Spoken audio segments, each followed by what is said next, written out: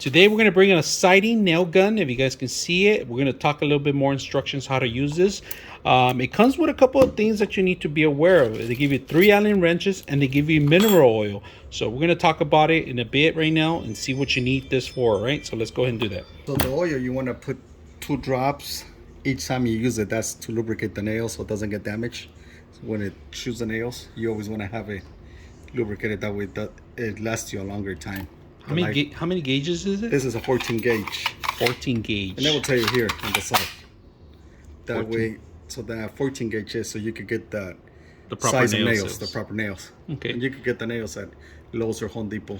Any modifications you can do here, like in the front with the Allen wrenches or anything? So the Allen wrenches is once in a while you're gonna use, if you want to use it for other things, for hardwoods, to nail something that's harder, the nail might get stuck, so you're gonna need the Allen wrench to open it up from here on the top so you can remove the nails.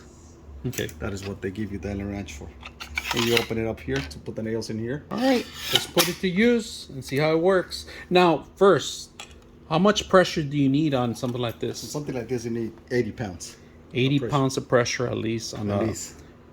Okay. So open up your nail gun here. This is a release. And then you just set them in like this. On this track that it has in there. And you close it. And you're ready to start nailing. So we're here at Wood Wonders Custom Woodworking. So this nail gun is especially for siding. But this is a custom cabinet shop. So we could use it for a lot of projects in my shop for woodworking.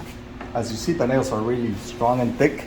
And this is a 14 gauge nailer. So we're gonna show you the thickness of the nails.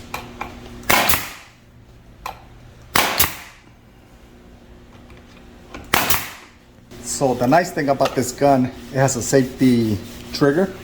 So it won't shoot nails until you press it into your wood siding. And this is a release.